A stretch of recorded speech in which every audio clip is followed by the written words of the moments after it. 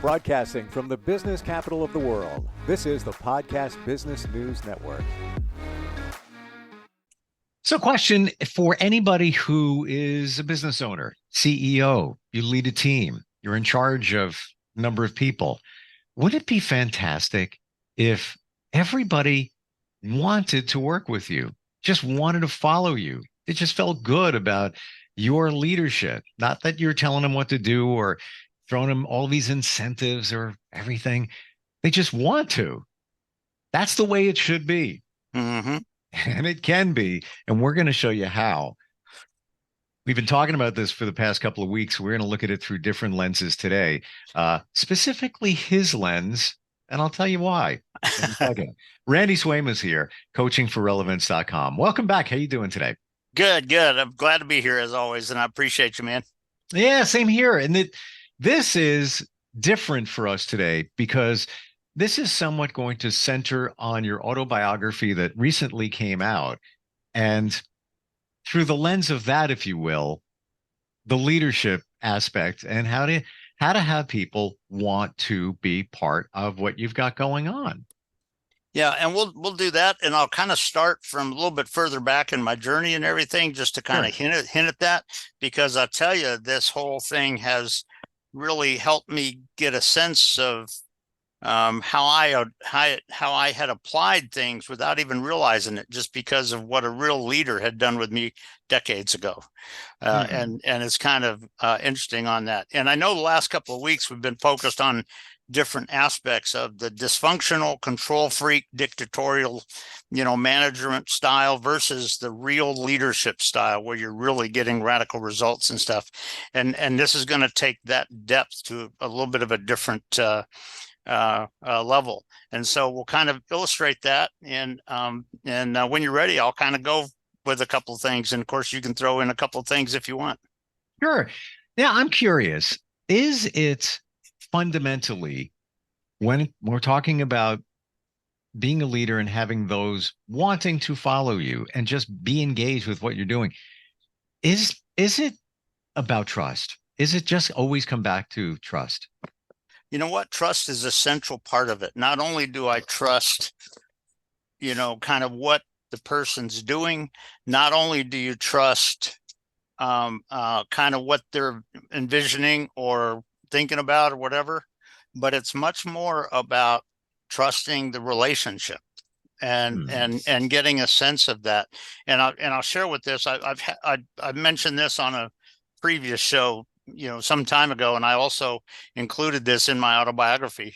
And but people may remember that the finest leader with whom I've ever served in my whole life, I mentioned, was at the time that I worked with him, he was Colonel Richard B. Myers, but he actually was promoted to General Richard B. Myers, and actually from 2001 to or about 2005, he was the chairman of the Joint Chiefs of Staff, and he was the first Air Force general that was ever selected for that. But one of the things that I've shared with people before is this aspect that one of the things that I noticed about him, I learned more about being a leader from Colonel Myers than anybody can ever imagine, but not one thing came from anything he ever said or told me. That leadership and development happened as a result of, and this is kind of the real leadership as opposed to sort of the dysfunctional control freak leader, kind of thing. But every bit of that lesson happened from what I observed in him, in how he interacted with people, how he led people, how he thought about people, and just in some of his conversations and stuff like this. And there's no person on planet Earth that I necessarily, as a human being anyway, would be more than happy to serve under. But he was, I learned an awful lot about leading people, about the way he interacted with people, the way he even sometimes when he had to kind of step in for a situation, the way he did it, which was very different. It wasn't dictatorial. It wasn't control freakish. It wasn't just pointing fingers and telling people, but he connected with people in a way that they truly believed in what the team was doing. They truly believed in him, and they believed in what they were capable of. And this is one thing that it sort of blew my mind just recently. And I'll go ahead and mention a couple of things like we were just talking about. But obviously, I included that in my autobiography. But most of the people, when we talk about my autobiography, I did a little bit different because, most people, when they write a book, they just want to call attention to themselves so that everybody will just pat them on the back, and all this kind of stuff. I didn't do that. What I did is I talked about my story. And in some cases, I was honest up front with some of the struggles that I had, some of the aspects that I had to overcome. And I'll just kind of mention this here, but the title of it is Bringing Freedom to Potential. And the subtitle is True Story of Overcoming and Soaring Above the Storms in Life. So that has been a big part of my journey. And I was honest about that journey coming across. And I didn't call attention to myself. I was honest with some of the struggles that I had to overcome, kind of thing. And what really sort of on this insight, and the reason that I brought General Myers up on this is because it was sort of interesting that after a number of my friends had read my autobiography and everything, it's interesting what some of them have told me, and it blows my mind. It's not something that I sought. It's not something that was a goal of mine. One person actually, I told her, I said, well, I hope you enjoy it, kind of thing. And she looked at me, she said, I'm almost done with it. And she said, you know what? There's one thing that I fully appreciate about this, totally. And I said, really? What is that? And what she said was, you brought honesty to the story. And I said, well, I did. And she said, you know what? That is very unlike most. And she said, that was amazing. And I so appreciate that part of it. And I'll just kind of share two other examples. One friend of mine, we're not romantically related or anything like that. We're colleagues, and she's a nice lady and we're friends. But she texted me, and I'll give you the exact quote of the text, and it blew me away because she said, Randy, I'm reading your book and I can't put it down. And then she said, you're an amazing man, and I fully appreciate who you are. And I went, whoa, in my mind, kind of thing. I really appreciated that reaction. But then there was one other lady that she and I, some time ago, a few months ago, had got together. We just had a conversation, and we learned she's about, I think she's about 8 or 10 years older than me, but she was one of the things we found is that we both had some similar struggles in our journey together, and not together, but in our life journey and everything like that. And but it was interesting because about a week ago, she called me over when we were in the same facility. She called me over and went over and sat down, and she said, I want you to know something. She said, I just finished your book. I said, really? She goes, yeah. And I said, well, I hope you enjoyed it. She goes, I really did. And she said, I'll tell you what, there was one insight that was sort of mind-blowing for me. And I said, really? What was that? And this is what she told me. She said, what really floored me in a positive way was that I realized that in your story, you had overcome a lot of those struggles that in my life journey, I didn't know how to overcome. She said, and I never did. And she said, the fact that you overcame them and all that, she said, I'll never forget that. And I just was like, wow, thank you. I appreciate that. But it is sort of interesting when you look at that and you kind of get an insight, because I didn't try to sell them. I didn't try to bring them under my control or my, I make them laugh so they want to get together with me or anything like that, that sort of dysfunctional way of doing things. All I did is I just kind of sort of who I am. It was kind of like General Myers. It's just interacted in a way such that people experienced something different. And what was amazing, and one of the big lessons for me out of that whole thing is, and I really appreciate it, that when you talk about leadership or you talk about this aspect and legacy, what I realized is that even in ways I didn't even realize it in my life journey for the last, 30 years or whatever, in my life journey, I had actually been applying what I learned from Colonel Myers back, 40 years ago, actually almost, about 40 years ago kind of thing. I was actually applying what I learned from him, not because of anything you told me, but because of what I experienced and what I saw and what I learned from. And what happened was, what I had always appreciated from my interaction with him, these people were giving me that same kind of reaction to me, not because I'm trying to tell them all about me, no, but because their experience from the story and from the value was something value to them, and it made them want to connect and everything. And the big thing on this, I kind of throw out to people is, yes, when you look at my autobiography, yes, the people that have that kind of a reaction to it, that can be a legacy of mine. But you know what? When you look at true leadership and the purpose of your journey, that's also part of General Myers' legacy. Do you And feel he doesn't even know about it, but you know what? It is. And that's just something that's a part of leadership. When you talk about this real leadership and the legacy and that lifelong impact, that can be huge. Yeah, go ahead. do you feel, Randy, that his values, his legacy translated right into the book? It's almost as if, I don't want to say you channeled him, but like just his vibe, his energy, his what he's about. To be honest with you, in one sense, yes, but I only included about 2 sentences in the book about him because other than just my time when we served together and flew together and everything, Sure.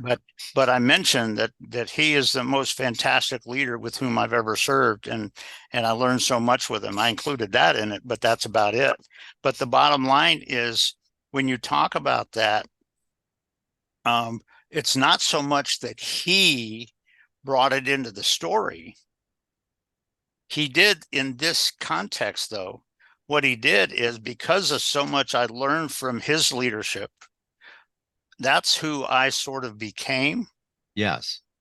And because of that, yes, that was put into the book because that's the way I am leading and bringing it to value and all of that. And so that's why, there's an aspect of that can be legacy for me with people that read it. But you know what? Even though it's been decades ago, we're talking 40 years ago kind of thing. You know what? This can be part of his legacy too, just because of who he was and what he's done. And so that's it's not so much that I brought him mentally into it. No, it's just based on being aware of the leadership growth and seeing what real leaders are, real leaders. I started adapting and growing myself to become more like a real, true leader.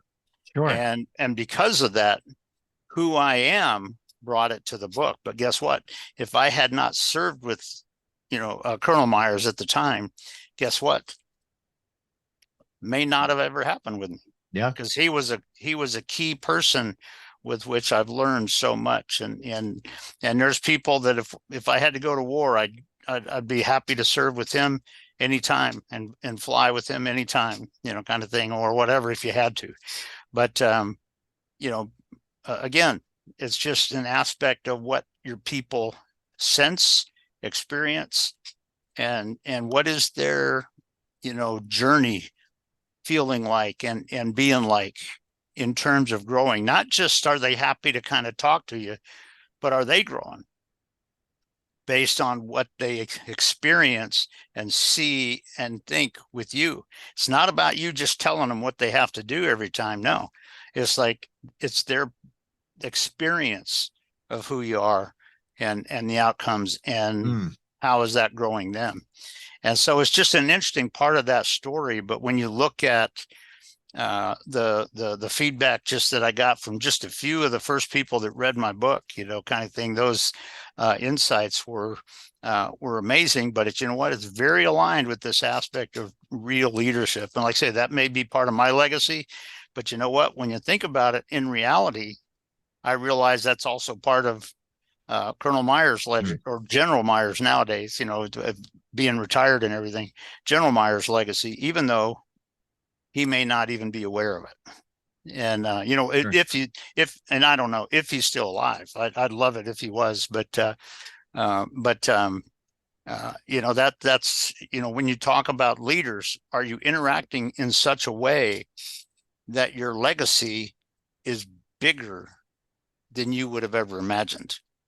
Or are you just controlling people and dictating to people and calling all the attention to yourself, as opposed to really making amazing things happen? It's almost as if, that cliche rose-colored glasses. Yep. It's almost as if you borrowed his glasses, the way he looks at things, put them on. You looked at it through his glasses, gave them back, but then you took that with you. And then, decades later, many decades later, the vision you saw through his glasses still held true for you inside of you. And of course, came out in your book. And you know what? It built me. It's not so much looking through glasses per se, although, there's one thing to say, okay, well, this is the way he looks at it. I like that. I got to look that way. No, it's a whole different thing when you say, you know what? I got to grow this. I got to become this, kind of thing. Mm-hmm. And understand how you're going to do that in such a way that people's reaction to you, people's experience of you, when you think about your team, what is your team's true experience with you when you're their leader? And that's a huge thing. It's not that you got to look just like everybody else, but are you aware of how they're going about doing it? And things of that nature. And he had some good insights, no two ways about it. Like I said, I still consider him, and I put this in my book, I consider him the finest leader with whom I've ever served. But he, it's this aspect of what it really means to truly lead, to truly develop your team. And you know what? If your team truly believes in you, if like I say, that one girl that said, you know what, I so appreciate the honesty that you brought in it, where it's not just talking about myself kind of thing. Sure. But and with the other two comments that they texted me or told me, kind of thing, kind of thing, when that's what people are truly feeling and experiencing with you, guess what? They're going to become better. And you know what? They're going to love to be a part of your team. And so it's just something to think about when you're talking about that, and you're talking about true leadership. But again, like we talked about the last couple of weeks, where you get that dysfunctional control freak thing versus the real leadership. And this is a good picture of that real leadership. And when it's really developing people, when, they're reaching radical results, even when you didn't tell them what to do necessarily, but they did it because of your insight, what they experienced from you. Go ahead. Curious, yeah. Before we run out of time. Okay. What's your favorite part of the book? And I know that might be challenging. It's almost like, you have kids on, who's your favorite kid? Yeah. Yeah. Well, I will tell you this, that my book when I go back and I look at my story, I will sit there and I will simply tell you that there are just amazing points throughout the whole story of my journey. points that I learned from, points that I became. In the book, I talk about my 4 defining moments, and each defining moments kind of made me go, wow, yeah, kind of thing. And so all of that was, the 4th defining moment was a big one. That was about 2010, kind of thing. And, but there's, each defining moment was amazing, but, really there's the journey that I've been through, the experiences I've had as a military aviator and an instructor WISO and stuff in the F4, and also flying Learjets on a strategic air defense training contract kind of thing, where you're going out and flying crazy stuff. And what I really truly experienced, but I gotta say, what I would generally say is that the huge amount that I saw that was repeated through the book, the real amazing things that I think stood out to me in my whole journey, is the numerous times where people stepped up and did something that I didn't expect. And it was positive, and it did amazing things for my moving forward and my becoming something. Wow. And I think, there's a number of those throughout the whole journey. As I look back on my life journey and everything, it's just amazing. But that happens when people are not responding to you because you're trying to control them, or you're trying to tell them what to do, or you're trying to force them into doing what you want them to do. No, it's something about their experience of you that makes them want to do this, or there's something within them that makes them want to go, oh, let's do this for them, or let's do this with them. Yeah. And that is huge. But you know what? That's leadership, and that's true leadership. And that is a number of places throughout the whole story. So, yeah. I have to tell you, by the way, the book is called Bring Freedom to Potential, a true story of overcoming and soaring above the storms of life. Yeah. I love the cover. There's just a feeling of true freedom on the cover. I'm not going to explain it for everybody, but when you see it, you'll get the vibe from it. Just a great book. And if you want to find it, get a copy of it, or even just learn more about what you're doing and coaching as well, coachingforrelevance.com is the website. Just a great read. It really is. It's summertime. People read more. Do it. Yeah. It's that time. And when you go on my website, when you go onto the homepage, about 3 seconds after you get there, there's a little banner that comes up for the book. And if somebody is interested in it, there's a little thing on the banner that says, get your copy. And if you click on that, it takes you right to Amazon, to the point where you can purchase it if you wanted to.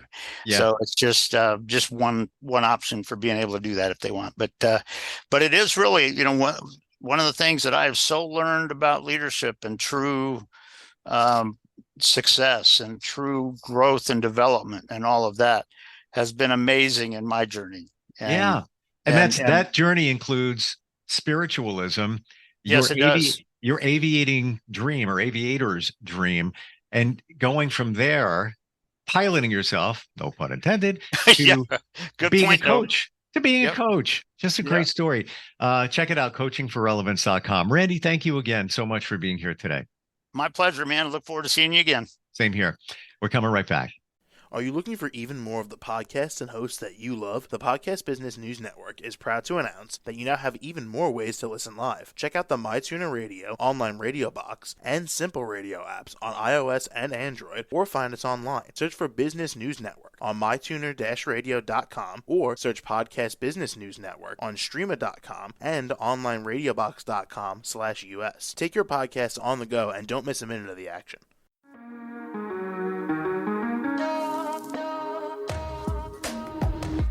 Broadcasting from the business capital of the world, this is the Podcast Business News Network. For nearly 2,000 severely injured veterans, everyday life has become filled with barriers. Day-to-day simple tasks can become pretty daunting. I have to carry my chair up 2 flights of steps, or have somebody do it for me. What scares me the most is just the falling. When I'm struggling with my house, I think, to have that one great barrier just knocked down, I mean, it's crucial. Home for Our Troops is a wonderful nonprofit that builds a mortgage-free, fully adaptive, handicap-accessible house. And there's no catch. It'll be our very first home that we've ever owned. This is a game changer. This is where your life begins again. We need you to join us in completing this important mission. Please visit hfotusa.org and help build homes and rebuild lives. Because of you, everything's going to be okay.